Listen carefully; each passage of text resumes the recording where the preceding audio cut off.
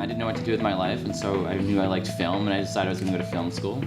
So it is true, you can work your way up. It is possible. It was not something I wouldn't have told you I wanted to work in film. Second generation filmmaker. My father was a producer of films in Hollywood. Come on up. Good morning, everyone. I'm Mike Aronson. I'm the director of the Cinema Studies program, and I want to welcome you to today's Working Filmmakers. This is a series that is sponsored with generous donation by Dave and Nancy Patron, and we thank them for this. It's an ongoing series as part of the Cinema Studies program, and we, as part of the series, we bring in real live semi-breathing professionals to talk about what it really takes to make a living making media. And today it's my great pleasure to bring you what seems like half the crew from the pop hit Portlandia, which is now in its third season on IFC. What, Fridays is it? It's on Fridays. Fridays. None of you got it, I'm Set sure. your TV on. For any of you, there's mostly students here, but academic professors sometimes don't have TVs or stuff. For those of you who don't have a TV or an internet connection, right? Portlandia is an award-winning sketch comedy series shot in and around Portland, starring SNL cast member Fred Aronson and Renaissance rocker Carrie Brownstein. The show is produced by Lorne Michaels Broadway Video Television. All right, so I'd love to introduce the crew that's come down today, starting with Devin on my right. Devin Linforth is an assistant director based out of Portland, Oregon. He got to start working in Vermont, actually, on a movie starring Billy Ray Cyrus that will remain nameless, I guess. He's most recently been a production assistant and AD on Grim, Leverage, and countless commercials in and around the Portland area. Next to him is Bailey Phillips. She's the show's production coordinator and a Eugene native. She started at 19 as an executive assistant at At Large Productions, which is based in Portland. And she's worked as a coordinator on Portlandia, Bent, Hive, and numerous commercials in Portland.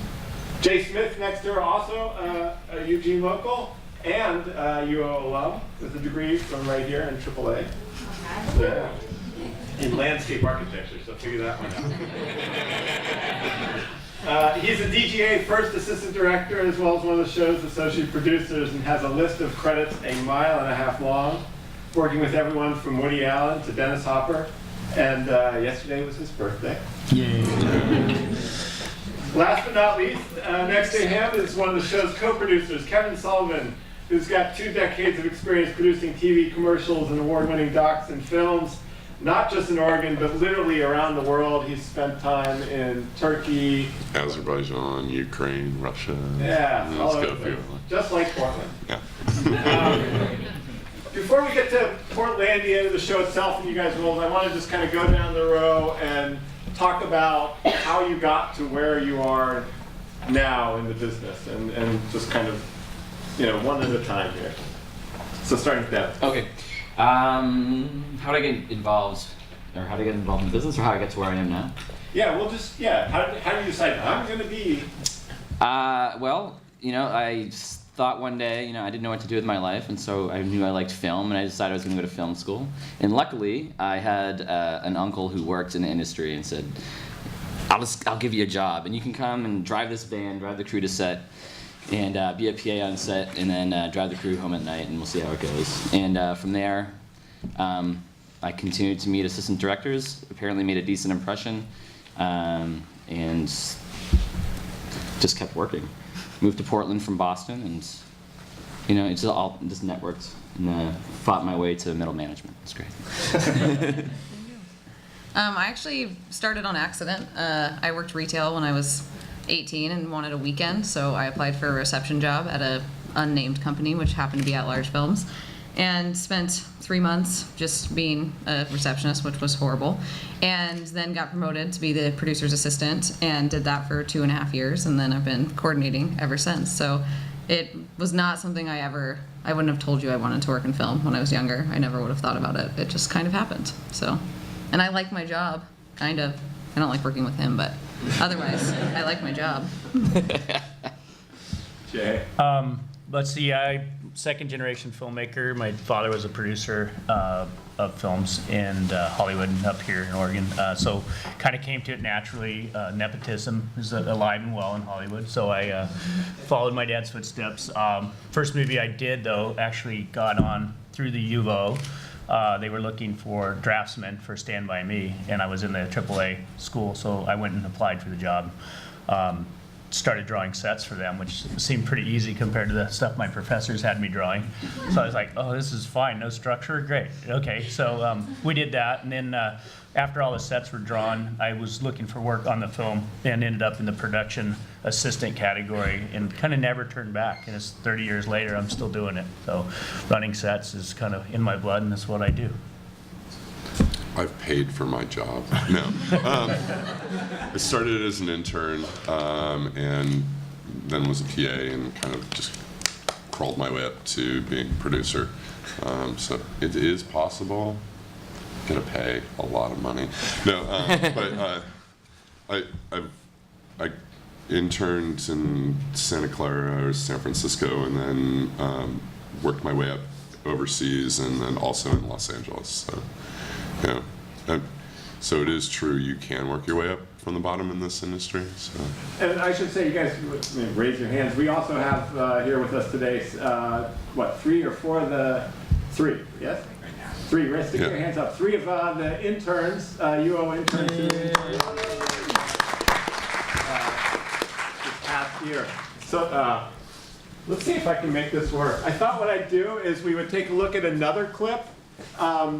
They kind of said how they got to where they are, but they haven't actually said what they do, which, coordinator, second AD, producer. There'll be a quiz later, but I thought what we would do, they can actually tell you what they did, as part of their job on, to make this thing happen. Because one of the things that we do with working filmmakers is try and give students a sense of what goes on behind the scenes. We all kind of have some idea what a director does, or maybe not. And writers, and we see the stars, but talk about how production, in fact, all of you guys started as interns or PAs, right? Production assistants, the bottom of the food chain, so to speak, but that's a really critical role. Arguably nothing happens without these guys. So I think we'll probably go the reverse now in some ways, because I'm going to guess that maybe Kevin is the first to see or deal with what shows up from the writers, but right. Is that true? Yeah, kind of. Both me and actually Jay are probably the first people to see what the writers give us. And we're not a traditional show, and so we get kind of scripts, and they should be in an episode order, but they're kind of just general guidelines. And we'll get the script, and then in this case, it was like, all right, well, we're gonna send people out to go find us the bed and breakfast. And who do you send out? We send out basically location clerks, and in our case, we've got like 4 or 5 person team. We do in a season we did 257 locations this year. An average show in the same amount of 50 days that we filmed would do 100. So we do about 2.5 times more than almost any other show on the planet. And you're a sketch comedy. So it's like sketch comedies don't go on location like that. No, they normally sit in a stage, and you have a 4-wall or 3-wall set, and you film them. And we confuse the unions because we're 3. They classify us as a stage show because they have nowhere else to put us, because we're not. No one else really does it. Maybe Kids in the Hall did it, and Louis. But not very many other shows do what we do. So, and then our director will ask our casting agent, so they cast those people, besides Fred and Carrie, the breakfast inspector.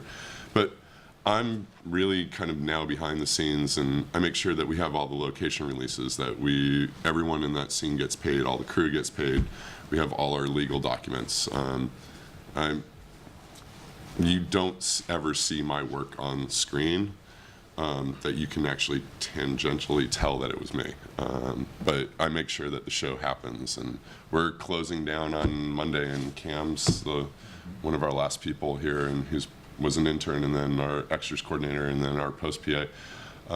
But we finished filming in October, and now it's January, and or February, and we're just finishing. So on the days that this was shot, is this a one-day shoot? Was this a 1 day? Or The bed and 3 breakfast day? was, there's a lot of other pieces in that house, Yeah. but that one skit was shot in like a quarter of a day. And Yeah. Kevin, you're not anywhere near, are you even near the house? I think I showed up on that day Yeah. for like maybe 20 minutes. I live in the office because it's like I deal with all the travel and all the accounting, all the back-end logistics. I look forward a lot in the show and backwards. What happens on the day, as long as they have everything, I'm glad to let them deal with it, or at least my job role on this show.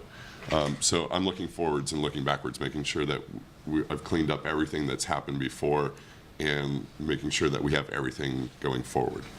So it's kind of a weird thing that I don't live in the moment. I live both in the past and in the future. If it's all working, right? Yeah. I mean, Yeah, if it's not working, then I come out and put my hands around Jay's throat, but not really. I was gonna say, is that who gets strangled first? Well, Jay actually is our Jay runs the set. So the assistant director and Alex runs the set, and make sure that we make our day, that we try to finish within 12 hours. That we don't go super long. That we're not burning a location. That we're saying we're going to get everything that we put on this call sheet of a piece of paper that said we're going to get that day. And so he's kind of like the leader, of how we're shooting. And as a producer, I'm there to make sure that he's got everything that he needs to have for that day to get it done within reason. So I kind of watch the checkbook. So it's like, no, you can't have that. It's like, Mom, Dad, I need another $5 for gas. You only get 2. but So Jay, is that accurate description? Yeah, I mean, Portland's a strange show. It's a real like hybrid, like Kevin said. We get all the scripts for the whole season in one time. So a lot of the days are cross-boarded, which means we are using skits from the episode 10 with episode 1 or vice versa. We shoot a lot of different skits in the same location. So like that house was used for like 3 or 4 other skits. On a daily basis, I get in early. Like Battle of the Gentle Bands, the first piece you saw, we got there early, waited for the musicians. The guest star, the old guy playing, Modest. Jay Jay Massis. Massis. Yeah. So from what band? early. From what? Yeah. So like I'm usually there an hour before on a big day. That was a big day for us because we had a lot of extras come in and they were all promoted. So you want to see how many show up and how many are going to be there, which they did a great job. I thought the reaction shots were great. And then my job is to place those people and then coach them in through the reaction. So my title is associate director, and it really is kind of like being part director. I do a lot for Jonathan so he can focus. Jonathan's our writer, producer. He focuses on the actual words that Carrie and Fred are saying, or the piece. A lot of times the pieces aren't formed very well. They're just an outline. He comes in, he starts to do his work. Like we didn't even know who was going to be in which band that day. We didn't know which musicians were coming in at all. So we had to kind of sort it out and say, okay, Carrie's going to be in this band, and Fred's going to be in that band. And that sketch was just on the fly, basically came together. It was very quick and very different than it was started out to be. And So how many hours shoot? that was a bigger, probably 3, 4 maybe. Yeah, we had to move that day up to another location. Yeah, we had So we move a lot. 3 locations. We usually move 2 or 3 times a day. We're a small unit, more like a commercial size company. Fewer trucks, fewer people, pretty nimble, which allows us to take advantage of Portland. We're kind of the darlings of Portland, so we're able to not con our way, but we're able to talk our way. We're able to talk ourselves into a lot of locations that are just available at a moment's notice. Someone's backyard, for example, we'll say, hey, do you mind if we film in your backyard? We'll jump in there and do it, and we'll be in and out in 2 hours. And everyone's nodding who worked on the show. It's pretty common for us. Which the exact opposite happens in a place like LA. I mean, a house like that bed and breakfast. Oh, you'd never get it. Yeah. Would cost tens of thousands of dollars to rent Right. a day. It- Do you know how much Yeah. was the rental for the house? That one was one of the few that we actually paid for. I think, yeah, yeah, it is one of the few. That's but- like 15 No, days, we're isn't it? we're So- really so, lucky. yeah. I mean, it's like we are a very, very low funded show, and it's part of the new model of filmmaking and TV shows is that the prices aren't going up; they're going down. So we operate on this very kind of shoestring budget. And luckily, people really like us, and we work hard as a crew overall to make these locations. When we leave them, go into them, we're very, very gracious, and then when we leave, we try to make it hopefully better than what we took it over, if not exactly the same, in our locations department and all our PAs, and everybody works very, very hard at that. And so we're known for not really burning locations. Or people, or extras either. yeah, I mean, we yeah. treat them all like one of the Everybody, crew. their We get them crew. involved, we talk to them, and we send them out with a good vibe, so we're not like the bad Hollywood production company that comes up and burns everyone. Yeah. But that's our And MO like anyway. over 90% or over 95% of our cast and crew are local. So we had an idea to work within the state and keep it going. So you've got a kind of hybrid job, Jay, but explain to everyone that doesn't know what a first AD officially kind of does. Well, if we were building a house, I would be the foreman. So we come in and someone's got to lead the crew through their paces. I set up a schedule that's usually pretty impossible to make, and then I walk everyone through it, and then I demand that they get it done in time. So I stomp my feet and yell a lot and wave my arms and go over here. But every setup, every angle has got to be directed, so we are always communicating where we're shooting, what's shooting next. So it's being one step ahead is also being in the moment and keeping things moving. So it's basically someone like like an old timer told me, "You're a ramrod." And I was like, "Yeah, I kind of guess so. That's it. I just I ram this stuff through and we get it done." Devin assists me and he kind of watches a lot of things that I need brought up from base camp or trucks or equipment, and Bailey orders equipment and it gets to the set. But then once it's there, it's kind of like a choreography thing. You just have to kind of manipulate everything that's in front of you during the day to make it work, and there's always obstacles, signs that you don't want to film, or cars parked in the set, or little extras that don't show up, or actors that don't show up. So you have to dance through your day without losing a beat and make that schedule that you gave everyone. So that's kind of in a nutshell what I do, I guess. So you guys have one director basically for the whole series. That's unusual. That is unusual It as is well. unusual. So do you act, often the AD acts as the primary kind of gatekeeper / communicator between the director and the crew. Does that work similarly? Yeah, Jonathan's a fairly quiet guy, and he's very internal, so he's often just trying to observe what the actors are doing. So I'll do all the communication generally for him in terms of which way we're shooting, where things go, and then he'll kind of finesse it from there. So yeah, and you'll often see our directors often just looking at a monitor for 35-40 minutes at a time and watching the performance. So it's up to me to keep things around him working smoothly so he can focus on that. Conduit, yeah. Anything, Bailey? Yeah, Bailey. No one probably has a clue what the production coordinator does, but I don't do anything. I tell That's my not the interns secret. to That's do not stuff true. for me. If you have good interns, you don't have to do your job. Devin and I, we run the office that's on set, so we get to work out of the back of a U-Haul. And basically, he works to assist wait, Jay, really? but You guys don't have a motorhome? You work out of it for we U-Haul? legitimately work out of a 14-foot Yeah. So U-Haul. that's unusual. Yeah. Typically, production Yes. coordinators at least sit in a motorhome. Yeah. Not You that I'm trying to get her anything new. You should there. remind him keep of telling that a him couple that. times. We can't afford a We would motorhome. love a motorhome. Motorhomes have air conditioning, and therefore it would keep her Do you have more a table? relaxed. Is the table there?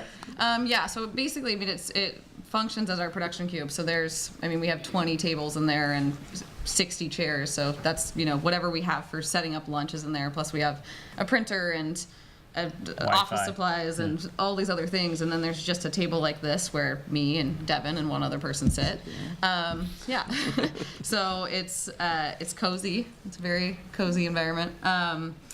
but basically, I work to assist Kevin. Kevin's going to be in the office, so there's going to be things that he coordinates what's happening with our guest stars, but eventually, they have to land, and Devin has to deal with them having paperwork. So I sort of serve as the person that he can keep in contact with about what's happening on set. But on a typical show, I'd be a little bit more involved with budgeting and actualizing a budget and making sure that we're kind of on track. On this show, Kevin does that, so I get to kind of be excused from that. But it's a lot of, distributing information. I send out scripts, I send out the call sheet. I have 8 different distribution lists because everybody gets something different. So it's a lot of, paying attention to what needs to go where and when, and ordering equipment for people, making sure that we've hired crew for the day, making sure that Cats. making sure that we get fucking hairless cats. And I had an assistant on the show, and he happens to be a fantastic, amazing worker, and he's really good at researching. So I do get away with not doing as much because of wonderful Richard. But it is just kind of, stuff is going to change. This is the story that we told yesterday, but we had to find a cat, and we didn't want to pay for a trained cat because we're a low budget show. But cats it's not a good idea to not have a trained cat. Cats are difficult. So finding a dog or something is an easy thing if you don't have to pay for a dog. But we need this cat to be outside. They essentially want to put this cat in a random backyard. If you throw an untrained cat into a backyard, that cat is going to run away. That cat is going to go back home. That's what animals do. So we spent 2 weeks looking for a cat.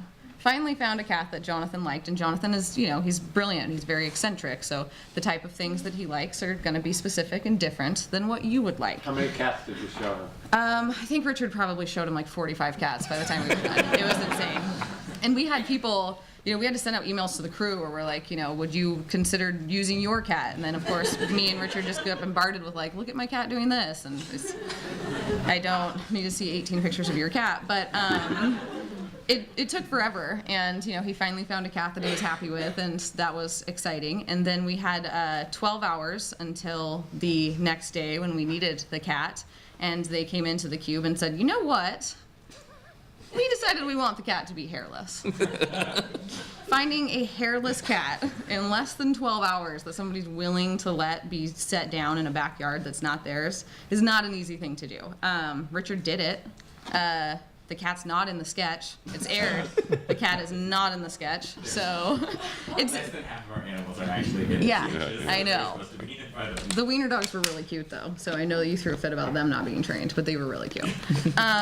So there's stuff like that comes up where we need to find things, and it's very last minute. So I kind of sit there and wait for things to go wrong or to need to be done, and then I do them. It's a lot of just doing what's asked of me. So on the day of the bed and breakfast, which we didn't really even ask Jay for, but so you're in a truck parked, I suppose, on the street in front of Yes, the it's like a block away. Gravel parking lot. That was actually a nice base camp that day. nice gravel. That's how they judge. Was a nice Yeah. gravel parking lot. What you're talking?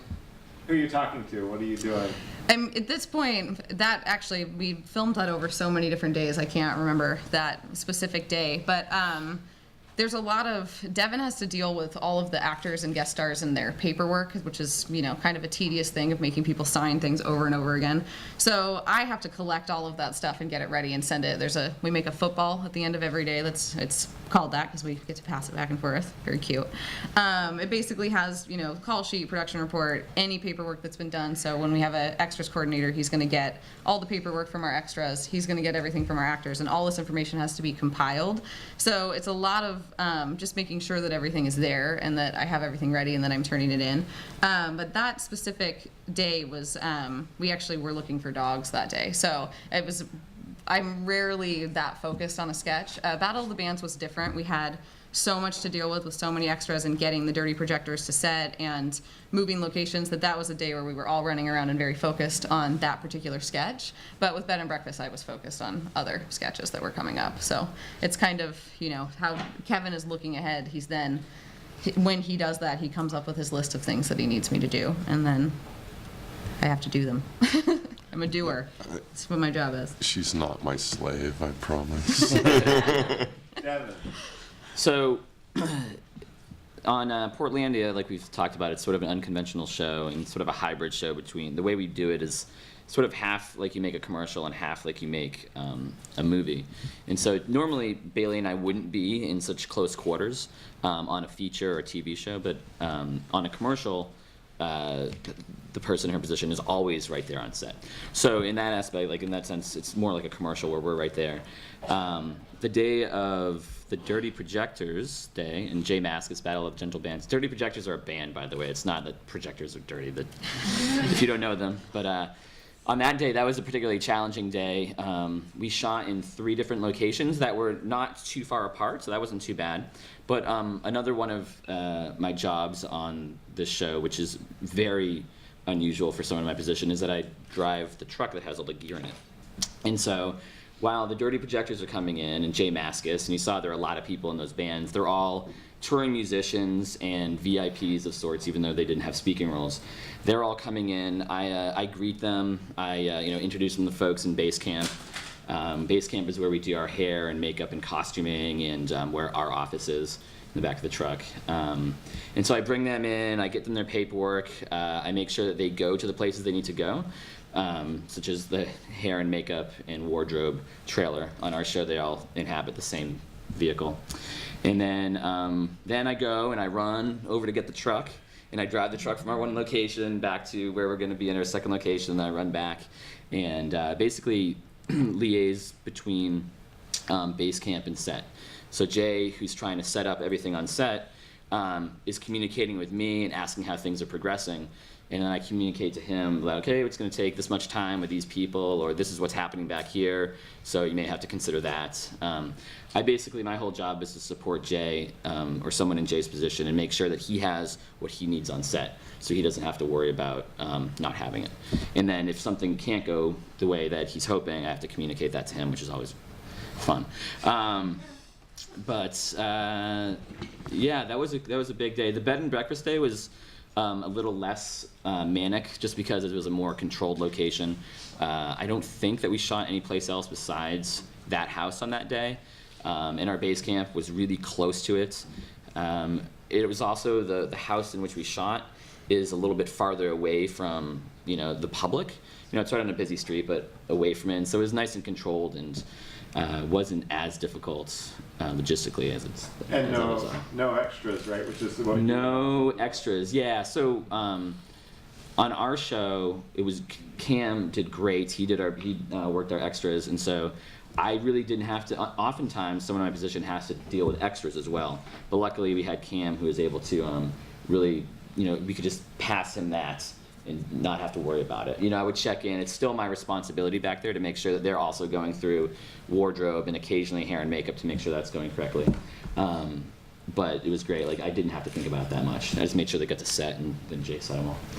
So you said you drive the truck, which obviously, in LA, again, they'd stick your feet in concrete and throw you in the LA River for doing that, because it's a Teamster job. So if maybe Kevin and Jay could talk a little bit about how unions work, because our students probably have no clue how unions work, and particularly in Portland, because you're basically working as a second AD on this job. Right. Your title is something else because you're not officially a second AD. Correct. Yeah. So if you guys could talk a little bit about how unions work or don't work, and their role, and without getting anyone in trouble. Yeah, You can I'll have that. start, and then you can.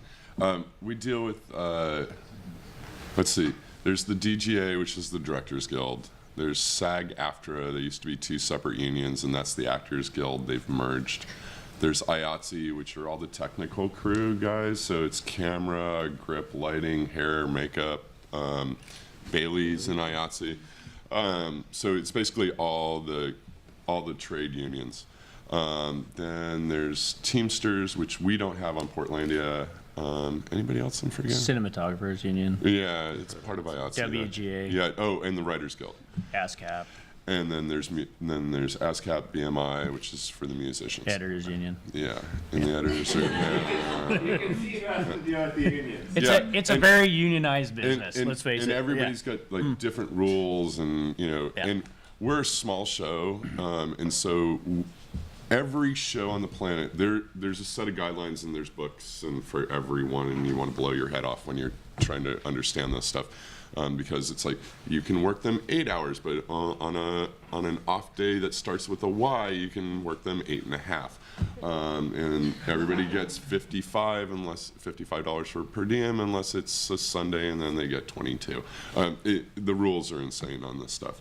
But we have to deal with it every day because our actors, and so you work 6 hours, everybody's gonna have a lunch, and you go 6 hours and 1 minute over, and you're into penalties, and because there are rules that and it's great because I like the unions because they started when people were getting abused in the industry, and today people still get abused in this industry because not everybody is upstanding and good, and not all the producers are very great, but we don't really need them anymore because I think we self-regulate, but they're there and they're not going away. And it's why people can get paid well and have livable wages because if we could get away with it, nobody would get any money, including myself. So they're there to protect people, and it's a really good thing. And so, if Bailey was on, and just using an example, if we were on a non-union, if the show was non-union, she wouldn't get health and vacation and holiday pay because we just wouldn't have that. And the unions are like, yes, you've got to pay these people, and it's a good thing, but it's also, the unions also tell us how many people we need to have on set. And sometimes that's not always great. So it's like, well, you need to have 3 or 4 people for this one role. And we're like, well, our show, we get waivers for all of this. And so every show is different. So it's like, on Portlandia, we go and we talk to the unions and we're like, we want this. And they're like, well, we'll give you this. And then we come to an agreement. And every show's like that. Every show on the planet gets their own agreement based off of the initial rules. So we all, it's really kind of... So Grimm's up there at the same time, NBC broadcast network. What's the scale, to give our students some sense of the scale of Grimm versus the scale I actually can tell you, Grimm, and you guys also know Leverage, and Leverage just closed down. So if Portlandia is the base, Leverage was 5 times as big as we were per dollar, and Grimm is 10 times. So Grimm also, we have like 65 people on average a day. Max, we're not. Max. Our Yeah, shooting we don't crew's have that only much 30. off-production 7. crew. So Yeah, I think it's like 50. between 50 and 60. Between 50 and 60. Grimm runs on average over 150 people a day. So they're big. We filmed downtown at the same time as they did, right at the end of shooting. And essentially we have an art truck and a grip truck and a craft service bus and a motorhome and another U-Haul. And these aren't semi-trailers. These are like little trucks. tiny trucks. And we had to walk through their set to go to lunch, and it was just 3 blocks of the hugest, nicest, beautiful white trailers. They all just looked amazing, and we were like, okay, we're. And then they had a camera car show up, and it was like this, huge trailer pulls up and then drops the back down, and they're just pulling a Lotus out of it. We're like, we don't do that. We are much smaller. 3-day set. Yeah. But the most interesting thing I And think, Fred particularly rode his bike through it. as the media changes, is I think if you did a survey, right, in the U.S., Portlandia has way more name recognition than Grimm probably. We're does. very, very culturally relevant. Very, very culturally relevant, yeah. They know about us in Australia and France. We're good. Yeah. I don't know if Grimm can say that, but Not that there's anything wrong with Grimm, but the way the TV is changing, I Yeah. think, is really represented in something like the differences between Grimm and Portlandia. there's I think I read somewhere, and you look at it, big gigantic shows like Grimm or Once or maybe not Game of Thrones, they're going away. They're really, really expensive for the networks to do, and they don't get their return on investment very, very fast. It's a business. We're in a business, and so it's all about how much money are we making. And tiny shows that don't cost so much bring in, even if they don't have tons and tons of viewers, their return on investment is high. So Louis, Very, very small investment, very large return for them. So I think we're going to see more and more shows on the style of maybe not, not sketch comedy, but on the lower end of the spectrum. And there are hundreds and hundreds of cable channels. They need content, and the web needs content. We're going to be seeing smaller and smaller stuff, and we're getting smarter at producing stuff on smaller scales. So it's the rarities are going to be the big Star Treks and the big gigantic movies, the tentpole movies. So I want to open the questions, but I have two kind of general questions. One is, so you guys explained your jobs, and maybe a lot of people here are like, I want to be a director, I want to be a writer, thinking, man, this stuff is dull. But It's a business. I had dinner with all these guys last night, and they're anything but dull. And it's also clear that that you guys really know each other well, and you'll say otherwise, and that you really like each other. And from somebody else, and they're all sarcastic, which may be a requirement to be on. Yeah. But for students who haven't been on set, we were talking about my background.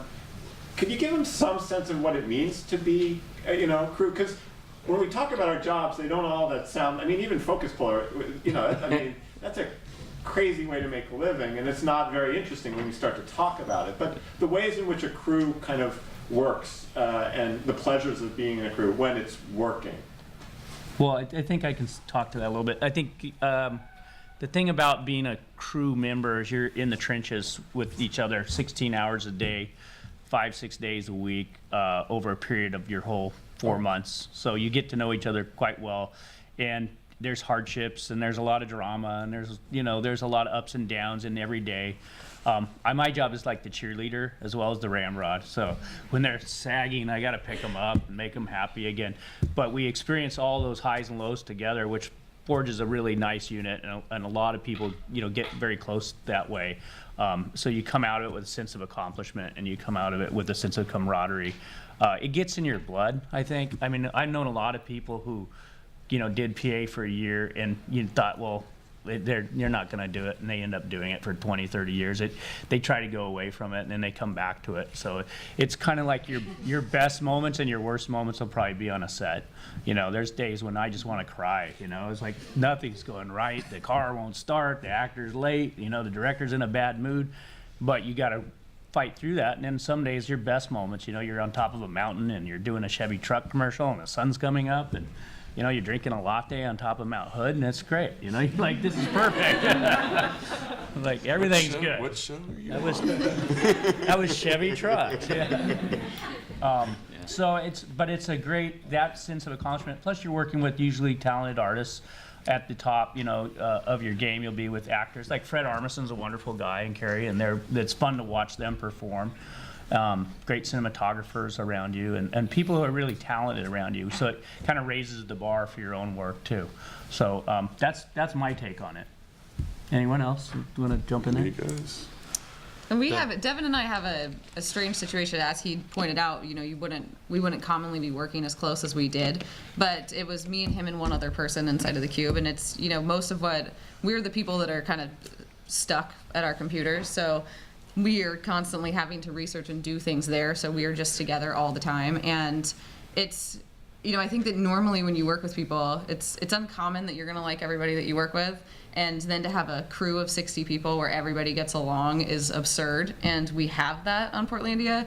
And for me and Devin and Richard to spend, literally 16 hours a day, and we would film 6-day weeks, and it was crazy. It's a lot of time. We lived together for 4 months is basically what happened. And, fortunately we do really like each other, and we really get along, and an amazing friendship was formed there, and Richard is a huge part of that for us, but it's still like, it's not that common of a situation. So it's, for us, it turned into something totally different of like us just being able to actually be working with your friend all day is a pretty cool thing to have happen. So everybody else on the set, like there's definitely little like groups of people that work together a fair amount and are there together a fair amount, and our interns spent a lot of time working with us and doing things, but we had a very specific situation happen. So it's kind of awesome and probably something that doesn't happen for a lot of other people's sets. So yeah, I will. I'm going to open up to questions. If you can shout, great. If you want, there is a mic up here. You can come up all the way up here. But I'm going to take questions, or they're going to take questions, and we'll see where we go. So someone in the back there. You're working 12 hours a day, 6 days a week during production. What happens when you don't have a season of Portlandia on now? Are you spending most of your time working on other local commercials? Are you spending most of your time? How much of your time are you spending just pitching and selling yourself for the next job? I think that even when you're working, you're still looking for your next job. You always have to be open to it. There are slow times, like the winter tends to be a little slower, so but it's also our chance to like actually take a breath and not be working 12, 14, 16-hour days. But yeah, you're always trying to get your next job if you want that. And between Portlandia now, I know that we've all had other jobs. Jay finished a season of television between the end of Portlandia's shooting and now, for instance. I did a bunch of commercials, went out of town to do work. Bailey's done a bunch of things. Kevin, I don't know. You've been riding your bike. Oh, you've been on Portlandia. I've been on Portlandia. Yeah, so it's different for all of us, Yeah, it's different. But yeah, we're always constantly looking for the next job, and hopefully getting to go on vacation when we have some downtime. So. Also 12 hours. If your day's only 12 hours, you're a lucky man. Yeah. Love a 12 12-hour hours day. is not real. Yeah. Right there. Hi, I'm in the dance department here. I'm a grad student, and I am curious if Portlandia ever utilizes a choreographer. I've noted that Fred Aronson is a very physical comedian, but there's been some sketches that I thought perhaps a choreographer had been used. Is that? No, we've not used a choreographer. Jonathan's pretty good actually in the dance department, which is pretty wild, but he's kind of this funny, quirky guy, and he'd get out there and do some rad dance moves. Like when we did one day, it was on a I don't know if this is aired yet. The one has it? What's that called? Dance protest on the dance floor. And we had a lot of people doing kind of a cadence dance move there to some music, and we just Jonathan showed them some moves, and they fell right into it. There's a lot of talent there in that group between Carrie and Fred being musical, and then Jonathan being kind of at least physical, able to do it. But no choreographer. But it would be nice to have one sometimes. That would be good. Did we have one on season 2? One day? No. I feel like we. No. Right here. We wouldn't mind one. Come on up. Sorry. I was just curious, what kind of software do you use for editing, or or techniques that you use for do you use any really cheap special effects? I haven't watched Yeah. one. Yes, very cheap. Very actually, cheap. Yeah. Really cheap. So first, is editing done in-house? I mean, how do you? Yeah, well, we have 3 staff editors, an assistant editor, and then a post PA. And you're shooting digital, obviously. And we shoot on Canon C300s, and so they're like a little bit bigger than your standard point and shoot right now. And so the editors are in LA because the editors have worked with our director on a bunch of other shows, and so they work on Nick Kroll's show with him and Tim and Eric, and awesome show. And so our editors and our they just happen to be in LA. We'd love to have them up here, but they live there. They edit on Final Cut. And then they do all of their own effects on After Effects, and they're the new modern version of where editors are going to be. Editors used to be like, we only cut and we only make the picture look good. You got to send it out to some visual effects guy and make that happen. These guys are like, we do everything. The only thing that they don't do is mix our final sound. They color, they know it all, and it's kind of I think that's the next generation. Is like when you have these tools, and I've learned Final Cut just out of necessity of wanting to be able to help, not on this show, but just in general, is that these programs have allowed us to advance our skills as filmmakers, because it's in a box. And before it used to be, well, you got to go out and buy this $500,000 machine to do this, and now you spend less than $1,000 and it sits on your laptop, and you can do what Hollywood does. Right, and this is stuff, Final Cut and After Effects, these are the things that are on every computer in our lab. Yeah, so. well, I mean, that's InDesign. You know, it's like if you know Photoshop, Illustrator, Final Cut, After Effects, you can get Excel, everyone Excel and InDesign, Excel and InDesign. You kind of hit every, and if you can code, if you can learn to code for the web, you're going to be so invaluable in the future. I mean, more of what we're doing is going away from television and onto the web, and that's the next medium. And there are people that are far smarter and got more money than I. They're figuring out how to monetize that, and once they do, that's the rush. TV is dying. The terrestrial TV is dying. Right. But screens are not going anywhere. no. People like watching this stuff once in a while. So. Could you talk a little bit more about the Portland film and television scene, and also what opportunities are there? Well, Kevin can probably speak more to it. I mean, right now, we're seeing the rebate has been dropped for this last year. They had a 20% incentive. Can you Basically, explain what that even is for these kids don't know? go ahead, Kevin. Can you explain it better? So we have we had it, and they're trying to pass it again, and our governor is really, really pushing for it.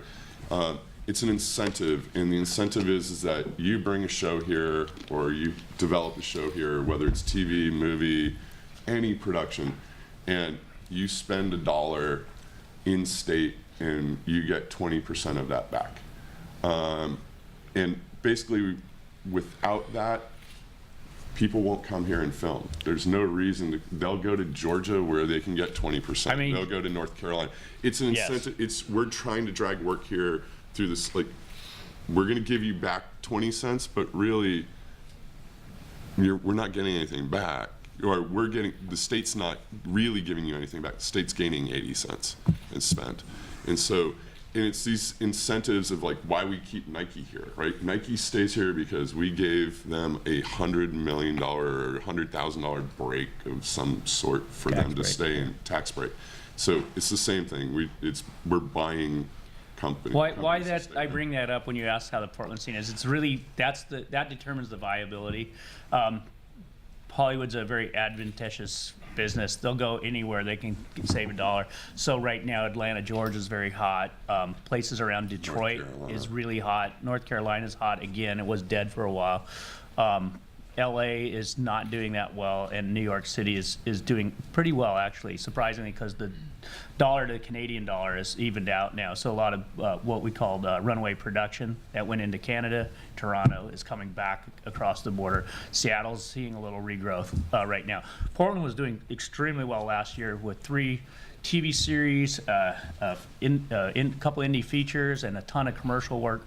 Everyone I know in town was busy in Portland. Now, I've seen the cycle go 2 or 3 times, and I follow production. I go wherever production takes me. I'm a gypsy. I go down to LA if I have to. I go to Atlanta if I have to. I was out in Albuquerque. I've been in Canada several times.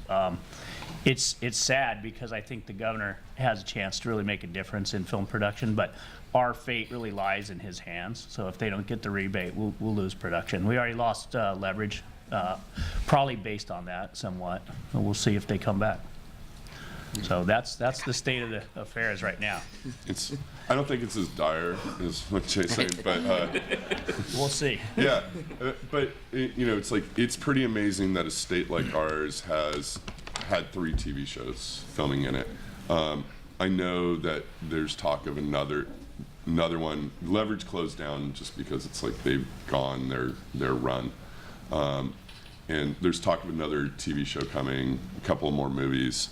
But it's always just talk until they happen, because it's like even Portlandia, we don't know if it's going to go again another season.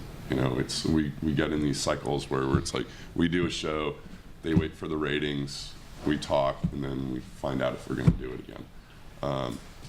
And unless we're Mad Men or we work for HBO, which is an amazing company, where they tell you have another season in the middle of your season. So it's like, it's wonderful. But but Portland's interesting. We do a lot of sports stuff because we've got Nike. Thank you, Nike. We also have Adidas. We're on this crazy car commercial shoot. Like, people that film cars, if you watch car commercials, they do what they call running packages, and they might start in Los Angeles and work their way all the way up here and then go down to Arizona, and they film it for like 30 to 40 days straight. And we're on that cycle, and so we got car commercials that come and love the historic highways here in the mountains and downtown. The first time I ever came to Oregon was I was a second AC driving the camera truck on a car shoot. There you go. Up and down the Oregon coast. And we've got a lot of like business videos, and so the industry isn't just about TV and features. We do videos for businesses. I mean, it's like everything you watch on TV in a store, you know, had to be done by somebody, or, you know, everything that's on the web was They done should by add somebody. too, there's two animation houses that are doing quite well. Yeah, we got Leica and Bent. And yeah. Bent does stuff for Hallmark. They did 2 movies for Hallmark. Leica did Paranorman and Coraline, and they're doing another one. So you know, that's another weird little niche that we have up here. And and then we've got one of the top ad agencies, and we got amazing ad agencies in Oregon because of Wyden and Kennedy, and everybody's trying to compete to do cooler and cooler work. And, you know, so, you know, the creativeness of the state is, you know, through the charts. Yeah, increasingly, just like you said, editors do everything. There are these companies, and a lot of them seem to be based in Portland, that do everything.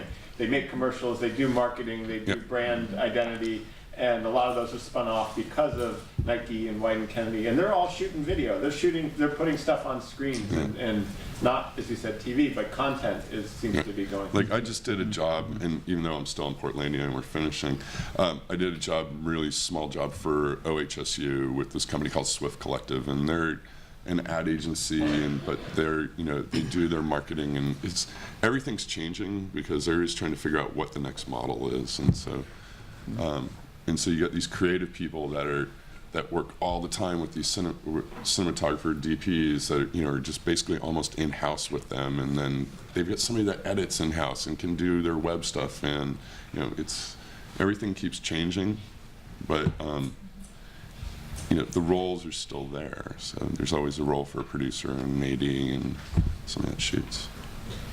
So like, let's say you want to be a production assistant.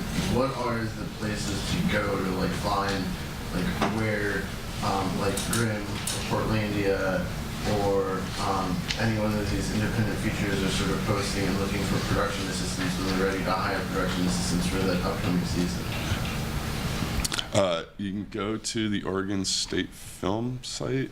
You can join OMPA, and they send out a newsletter. We rarely post our jobs that are open because somehow, like, I was told the other day, and I'm one of the producers on Portlandia, that my show is going to film in New York next year. I didn't know that, but somebody had heard that, and so people know more in our industry faster. It's like, they're like, oh, there's the job coming. Somehow somebody has heard it through the grapevine. It moves so fast. But people like Shauna for internships here at OHSU, I mean, at U of O, because I just said OHSU. At least you didn't say OSU. Yeah, we also talk, it's knowing or contacting people like me or Bailey or Devin, we start knowing each other, and people come in by that way, sending resumes, and it's like, I have a good ethic of, like, I keep every resume that's sent to me, and I print it out, put it in this folder, and make somebody else staple and put it in a binder. But I do go through those because it's like I never know when I'm going to need somebody. So make sure your resume is good before you send it. Yeah. But I would say, so, you know, my answer would be major in cinema studies, take Shauna's internship class, and get on a set and do a good job, right? Because that's how interns that do well, when they graduate, the next time these guys have a job and these guys say, I need a job, that's the way to get in. Unless your dad's, in the business, and even then, right, it came through the back door. It's a Exactly, lot about making that first impression, particularly when it's low risk for a company. So interns are a great way to get in and then to prove yourself. We had all of our interns except for 3, and Max is one because he went back to school. We had another one that was only wanted to intern and didn't want a paid job, and then one that just left. Every one of our other interns did their internship time with us, and we made paid employees. And one of them has gone almost the entire show with me. So and if they weren't good, they wouldn't be with us. And this industry weeds people out faster than anything else. You can't rest on your laurels in this industry. In the back there. So I noticed that you guys didn't really do any of season 1 in like Northeast or North Portland. Is that like a stylistic choice, or is that just totally random? Random. They're not haters. We also don't film a lot in Northwest Portland because it's more expensive for us to film there, and Grimm and Leverage used to film there, and so we were trying to show the different side of Portland, and I think it's John's kind of choice of like he likes the Northeast and North and Southeast a lot, so he'd rather film there. I feel like they're just like places on Alberta that lend themselves really well to sketches. It seem like, I don't know, not really utilized. We shot on Alberta this past season. Lots over. of locations on Alberta. Yeah. Mississippi, Alberta, Yep. Killingsworth. Could you compare what if you were producing Portlandia for like NBC or something compared to producing for IMC? Like, what's the difference? Well, I would think that I work on network TV a lot, and I think the oversight is just huge on network TV. You have a lot of studio heads looking down on you. There's a lot more paperwork involved, just a lot more rhetoric that has to be had between the studio and your production base. IFC, for the most part, leaves us alone. I mean, Kevin deals with them, but rarely are they present on set. They maybe come visit once or twice a year. Lauren Michaels, who's also one of the executive producers, comes out maybe once a year, and very little dialogue that way. They pretty much leave us alone. We're their little darling. So you won't find that on network TV at all. Network TV, every move you make is scrutinized. If you want to get a crane, they have to approve it. The studio execs have to come down and see the shot, tell you why you need a crane. You go through a lot of hoops when you're in network land, and it's kind of liberating to be working for a little channel like IFC, so it's nice. But it's unusual. You don't get that freedom very often. You mentioned that the map, if you will, of like where to move to, hotspots like Atlanta, Georgia, and Portland is in kind of a state of fluctuation depending on the job market. Where are there ways to kind of gauge like where are good spots to move to for a certain type of job? Who's going to give more money back to the productions? Yeah. And that changes. Like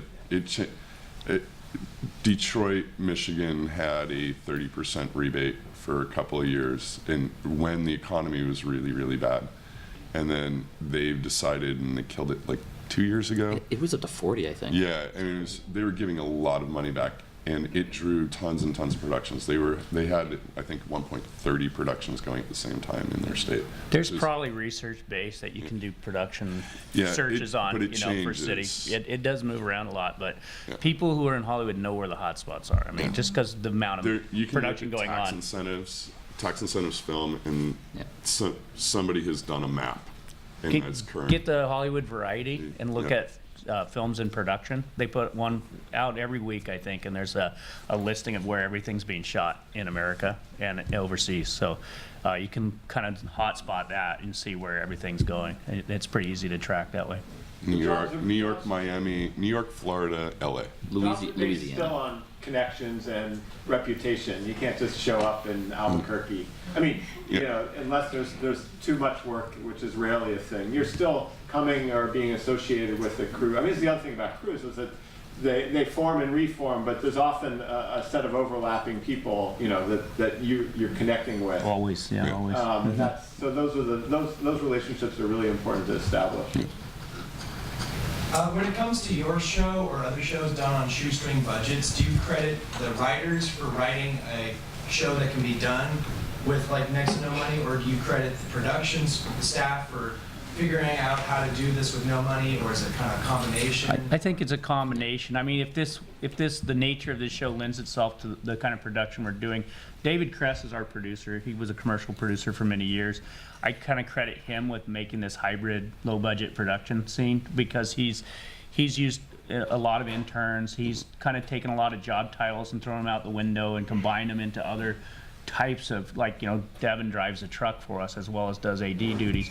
Those kind of things are big money savers. You know, when you don't have a Teamster, you don't have a lot of trucks, you don't have a lot of experienced people, just experienced people in key positions that can help young people learn. So we kind of are gravitating that way. But also there's this kind of presence that we have because Portlandia is a sketch comedy with Fred Armisen. We're kind of a lovable show anyway, and we get a lot of recognition, but we use that recognition to like promo crowds, right? You know, people will come to us for free to do Portlandia, and we only use them for 2 or 3 hours because we move fairly quick. So it's not like they sit in the sun for 12 hours. You know, they come, they do their thing, they leave, and they're happy to join us and play with us, you know, and we just look at it that way. It's a playful environment. We try to get them out of, you know, we'll be outside a coffee shop and we'll just pull 50 people together right there and say, hey, come on out, let's do this, and they all do it. So are you saying then that costs big money in Hollywood if you bring 50 people. Portlandia will be, or other shows that try to emulate Portlandia wouldn't be so successful because they wouldn't have name recognition, or? I don't think they would be, actually. I don't think they would have the same cachet that Portlandia has. Yeah. Yeah, we're very, we're low budget show. They were smart when they called it Portlandia. I think that actually makes a difference that it's called Portlandia. And Portland has like this sort of cachet across the nation. The New York Times is always writing about our city. And I think if they had called it something else, I mean, it would still be the same show, it'd still be a good show, but I think the fact that it's called Portlandia does a lot for it. Can you guys talk about the process of getting like guest stars for episodes? Well, it's kind of a random thing, but you know, because Lorne Michaels and SNL, we get a lot of borrowed guest stars from them that we wouldn't ordinarily get. Carrie and Fred also, Carrie being involved in the music industry, we're able to tap local musicians through their contacts. You always don't know if you're going to get someone till the last minute, so it makes my job difficult. We have to schedule for them. You know, if you know, Robbins is available one day of 1 week, we got to make that day his day. So we have to throw out our schedule and start with a new plan of attack to get those guest stars in there. It's good for the guest stars, it's good for us, but often they cancel or they change their schedules, or it's always in flux with the guest stars. But if you're able to accommodate them, they fly in for a day, they fly out, they're happy, we're happy. So it's a lot of hard work to accommodate the guest stars. Kevin knows because he does travel and contracts, and so we're always just guessing at when these people are going to travel and make it to us. I deal a lot with like my counterparts on other shows going like, all right, well, you're paying them a lot more, and we have like positions, so if you're a big show and you're paying them a lot, and by the union, they get first right. And so I do a lot of horse trading to get our guest stars on the days we try. We don't pay them. We don't pay them more than scale. They get paid the union minimum. So every guest star comes in at union scale. They're basically doing it for free from their perspective. If they're a big star, that's nothing to them. So Chloe Sevigny was on our show this year, and so she was working on American Horror Story, and she would wrap, say at like 7. And we'd get her to the airport, and she would get on a plane at 9 o'clock at night and come up here and work for us a day or two, and then go back down to work on American Horror Story the next day. So, you know, or like Kyle MacLachlan, we had to wait till he was done. They had a break for a week, and then we got him. So. Time for one or two more. Earlier, Kevin, you were saying that sometimes extras show up and sometimes they don't. So I was just kind of wondering, how exactly do you decide extras? Well, it's we promo extras, so. Yeah.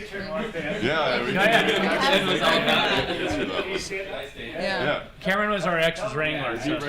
He got all our extras for the show. I hired a weekend, and we had 600 unpaid extras and about 500 paid extras in the season that I did the reports for. And basically, I work with Simon, who's our casting director, Simon Maxwell Casting. It's a big casting in Portland. And we had a program online where people put in their resume that they put in. So we had about 3,000 people that applied to the extras. And then he and I would troll through pictures, and we had them all tagged based on age group, race, look, things like that. And so we just typed in what kind of specific we wanted for a crowd. And then he'd give me a list. If they wanted 5 people, he'd give us a list of 15, and I would pick them and call them and organize them a week ahead, 3 days ahead, or a week ahead, 5 days ahead, 3 days ahead, and then the day before I'd be like, are you coming or not? And if during any of that time they said no, I'd replace them. And so I get a lot of midnight calls the night before. They're like, oh, I'm really sick. And I'm like, why did you tell me 2 days ago? And they're like, I thought I could make it. And I replaced them at midnight. So you never use them again? I mean, Oh, if they burn me, I burn them. No.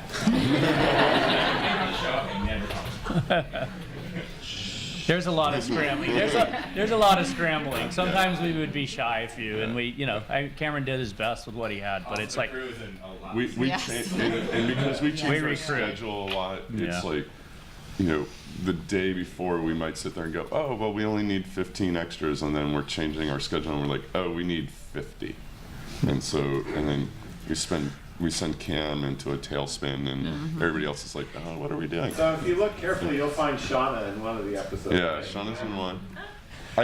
Almost everybody on the entire crew has ended up in the show. I've managed to keep out of it. Yeah. All 3 of these interns were in it there. One last more, our Cameron. Sorry. So me and another summer study student worked with Oregon Film. We talked to over the summer to Ben and the wrap that you guys made for Greg. I was wondering how big of an expenditure that is for such a small budget crew, and using Oregon companies. Do you guys work together to make sure they don't spend all the money, but you're getting their name out as an animation company? I've actually been a producer at Bent. I'm freelance. When I'm not working on Portlandia, I freelance for them once in a while. And so has my producing partner, David.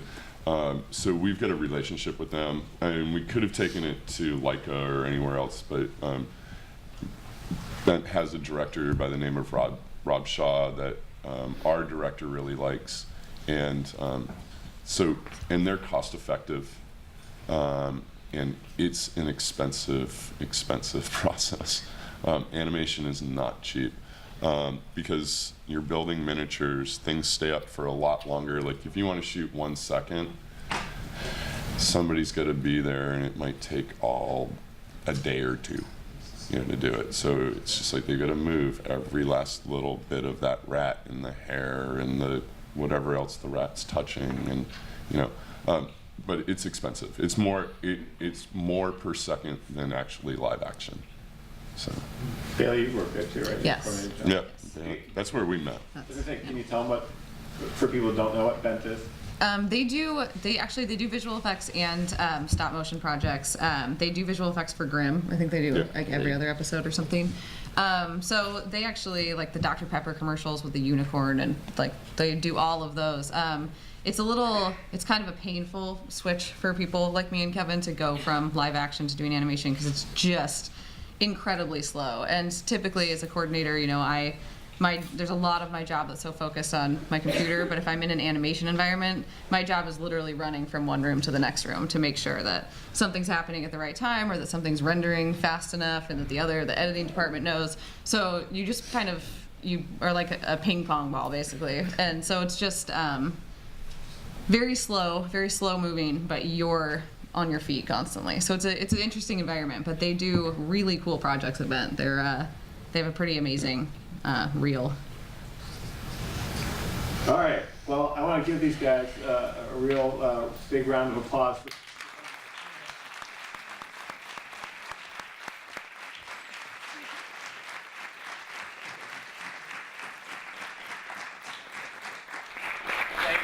you all for coming. I think the next Working Filmmakers is in the spring.